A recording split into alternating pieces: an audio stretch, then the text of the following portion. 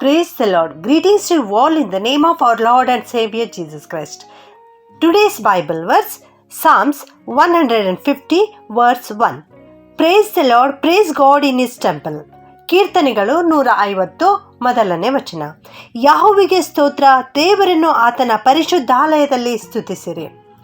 ಇದು ಕೀರ್ತನೆ ಪುಸ್ತಕಗಳಲ್ಲಿ ಕೊನೆಯ ಕೀರ್ತನೆಯಾಗಿದೆ. ಈ ಕೀರ್ತನೆಗಳಲ್ಲಿ ಕೇವಲ 6 ವಚನಗಳು ಇವೆ. ದೇವರು ನೀಡುವಂತಹ ಒಂದು ಆಮಂತ್ರಣದ ಕೀರ್ತನೆ ಇದಾಗಿದೆ. ಈ ಕೀರ್ತನೆಯಲ್ಲಿ 6 ವಚನಗಳಿರುವುದಾದರೂ ಕೂಡ ಇದು ಕೀರ್ತನೆ ನಮ್ಮೊಟ್ಟಿಗೆ ಮಾತನಾಡುವಂಥದ್ದಾಗಿದೆ. ನಾವು ಏನು ಮಾಡಬೇಕು, ಎಲ್ಲಿ ಮಾಡಬೇಕು, ಯಾಕೆ ಮಾಡಬೇಕು, ಹೇಗೆ ಮಾಡಬೇಕು ಮತ್ತು ಯಾರು ಮಾಡಬೇಕು ಎನ್ನುವ 5 ವಿಷಯಗಳನ್ನು ಇದು ತಿಳಿಸಿಕೊಡುವಂಥದ್ದಾಗಿದೆ. ಮೊದಲನೆಯದಾಗಿ ನಾವು ನೋಡೋಣ, ಏನು ಮಾಡಬೇಕು ಎಂಬುದಾಗಿ. ಮೊದಲನೇ ವಚನದಲ್ಲಿ ಈ ರೀತಿ ಹೇಳ್ತದೆ, ನಾವು ಆತನನ್ನು ಸ್ತುತಿಸಬೇಕು, ಆತನಿಗೆ ಸ್ತೋತ್ರ ಸಲ್ಲಿಸಬೇಕು, ಜಯಘೋಷ ಮಾಡಬೇಕು, ಕೃತಜ್ಞತೆ ಸಲ್ಲಿಸಬೇಕು, ಹಾಡು ಹಾಡಬೇಕು, ಆತನನ್ನು ಕೊಂಡಾಡಬೇಕು, ಆತನನ್ನು ಭಜಿಸಬೇಕು, ಆತನನ್ನು ಘನಪಡಿಸಬೇಕು ಎಂಬುದಾಗಿ ಮೊದಲನೇ ವಚನ ನಮಗೆ ತಿಳಿಸುತ್ತದೆ. ಮತ್ತು ಎರಡನೆಯದಾಗಿ ಎಲ್ಲಿ ಮಾಡಬೇಕು, ಆತನನ್ನು ಆತನ ಪರಿಶುದ್ಧಾಲಯದಲ್ಲಿ ಸ್ತುತಿಸಬೇಕು.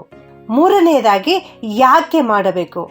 2ನೇ ವಚನದಲ್ಲಿ ನಾವು ನೋಡ್ತೇವೆ, ಆತನ ಮಹತ್ ಕಾರ್ಯಗಳಿಗಾಗಿ ಆತನನ್ನು ಸ್ತುತಿಸಬೇಕು. ಆತನು ನಮ್ಮ ಜೀವಿತದಲ್ಲಿ ಅನೇಕ ಅದ್ಭುತ ಕಾರ್ಯಗಳನ್ನು ಮಾಡಿದ್ದಾರೆ. ಅನೇಕ ಅದ್ಭುತ ಕಾರ್ಯಗಳನ್ನು, ಮಹತ್ ಕಾರ್ಯಗಳನ್ನು ನಮ್ಮ ಜೀವಿತದಲ್ಲಿ ಮಾಡಿರುವುದರಿಂದ ನಾವು ಕರ್ತನನ್ನು ಸ್ತುತಿಸಬೇಕು, ಕರ್ತನನ್ನು ಕೊಂಡಾಡಬೇಕು. ಆತನು ನಮ್ಮ ಜೀವಿತದಲ್ಲಿ ಮಾಡಿರುವ ಎಲ್ಲ ಉಪಕಾರಗಳನ್ನು ನೆನೆಸಿ ಆತನನ್ನು ಸ್ತುತಿಸಬೇಕು. ಆತನು ನಮಗಾಗಿ ಸುರಿಸಿದ ರಕ್ತಕ್ಕಾಗಿ ಮತ್ತು ನಮ್ಮ ಜೀವಿತದಲ್ಲಿ ಆತನು ನೀಡಿರುವ ಎಲ್ಲ ಆಶೀರ್ವಾದಗಳನ್ನು ನೆನೆಸಿ ಆತನನ್ನು ಸ್ತುತಿಸಬೇಕು. ಆತನು ಪ್ರತಿನಿತ್ಯ ನಮ್ಮ ಜೀವಿತದಲ್ಲಿ ತೋರುತ್ತಿರುವಂಥ ಪ್ರೀತಿಗಾಗಿ ನಾವು ಆತನನ್ನು ಸ್ತುತಿಸಬೇಕು. ಪ್ರಿಯರೇ, 4ನೇದಾಗಿ ನಾವು ನೋಡುತ್ತೇವೆ ಹೇಗೆ ಮಾಡಬೇಕು ಎಂಬುದಾಗಿ.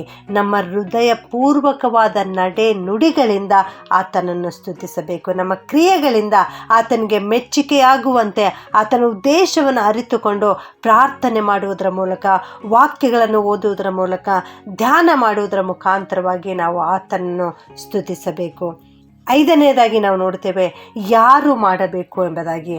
ಅದನ್ನು ನಾವು 6ನೇ ವಚನದಲ್ಲಿ ನೋಡುತ್ತೇವೆ, ಶ್ವಾಸವಿರುವುದೆಲ್ಲವೂ ಯೆಹೋವನನ್ನು ಸ್ತುತಿಸಲಿ ಎಂಬುದಾಗಿ. ಹೌದು, ಯಾರಲ್ಲಿ ಶ್ವಾಸವಿದೆಯೋ ಅಂದರೆ ಪ್ರತಿ ಮಾನವನಲ್ಲಿ, ಜೀವಂತ ಇರುವ ಪ್ರತಿ ಮಾನವ, ಪ್ರಾಣಿ, ಪಕ್ಷಿ ಎಲ್ಲವೂ ಯಾರಲ್ಲಿ ಶ್ವಾಸ ಇದೆಯೋ ಅವರೆಲ್ಲರೂ ಕರ್ತನನ್ನು ಸ್ತುತಿಸಬೇಕು. ದೇವರು ನಮಗೆ ಉಸಿರಾಡಲು ಕೊಟ್ಟಿರ್ತಕ್ಕಂಥ ಈ ಅವಕಾಶಕ್ಕಾಗಿ ನಮ್ಮ ಕೊನೆಗಳಿಗೆ ಇರುವವರೆಗೂ ನಾವು ಕರ್ತನನ್ನು ಸ್ತುತಿಸುವುದು ನಮ್ಮ ಕರ್ತವ್ಯವಾಗಿದೆ. ಪ್ರಿಯರೇ, ಆದುದರಿಂದ ನನ್ನ ಪ್ರಿಯ ದೇವಜನರೇ, ಇಂದಿನಿಂದ ನಾವು ಎಲ್ಲ ವಿಷಯಗಳಿಗಾಗಿ ಕರ್ತನನ್ನು ಸ್ತುತಿಸೋಣ. ಪ್ರತಿನಿತ್ಯ, ಪ್ರತಿ ಕ್ಷಣದಲ್ಲಿ ಕರ್ತನನ್ನು ಸ್ತುತಿಸುವಂಥವರಾಗಿರೋಣ.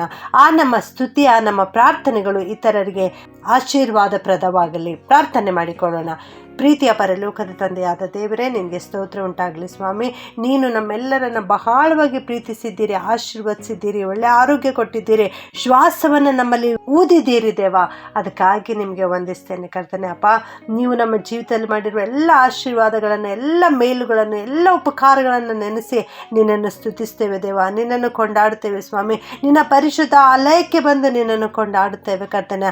ಆ ರೀತಿ ನೀನು ನಮಗೆ ಕೃಪೆ ಮಾಡು ಕರ್ತನೆ. ನಮ್ಮ ಜೀವಿತದಲ್ಲಿ ನೀನು ಮಾಡಿರುವ ಎಲ್ಲ ಮಹತ್ ಕಾರ್ಯಗಳಿಗಾಗಿ ವಂದಿಸ್ತೇವೆ ಕರ್ತನೆ. ನಮ್ಮ ಹೃದಯ ಪೂರ್ವಕವಾಗಿ ನಿನ್ನನ್ನು ವಂದಿಸ್ತೇವಪ್ಪ. ನಮ್ಮ ನಡೆ, ನುಡಿ, ಕ್ರಿಯೆ, ಯೋಜನೆ, ಆಲೋಚನೆಗಳಲ್ಲಿ ನಿನ್ನನ್ನು ಸ್ತುತಿಸಲಿಕ್ಕೆ, ನಿನ್ನ ಚಿತ್ತದ ಮೇರೆಗೆ ನಾವು ಜೀವಿಸಲಿಕ್ಕೆ ಕೃಪೆ ಮಾಡು ಸ್ವಾಮಿ. ನಮ್ಮ ಶ್ವಾಸ ಇರುವವರೆಗೂ, ನಮ್ಮ ಜೀವಿತದ ಕೊನೆ ಗಳಿಗೆವರೆಗೂ ನಿನ್ನನ್ನೇ ಕೊಂಡಾಡಲಿಕ್ಕೆ ಸಹಾಯ ಮಾಡು ಕರ್ತನೆ. ಈ ವಾಕ್ಯ ಕೇಳಿಸಿಕೊಳ್ಳುತ್ತಿರುವ ಪ್ರತಿಯೊಬ್ಬೊಬ್ಬರನ್ನು ಆಶೀರ್ವಾದ ಮಾಡು. ಅವರನ್ನು, ಅವರ ಕುಟುಂಬ, ಮಕ್ಕಳೆಲ್ಲರನ್ನು ಆಶೀರ್ವಾದ ಮಾಡಿ ನಡೆಸಬೇಕಾಗಿ ಈ ಪ್ರಾರ್ಥನೆಯನ್ನು ಯೇಸುವಿನ ನಾಮದಲ್ಲಿ ಬೇಡುತ್ತೇನೆ ತಂದೆಯೇ. ಆಮೆನ್.